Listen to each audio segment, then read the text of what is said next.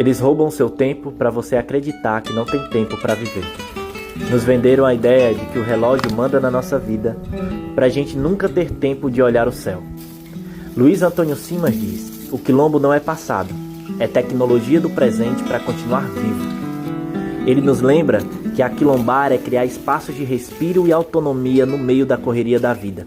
E Nego Bispo nos ensina que o tempo da natureza é o tempo do ritmo, não da pressa. A terra não funciona no tempo do lucro. Ela pede paciência, escuta e respeito.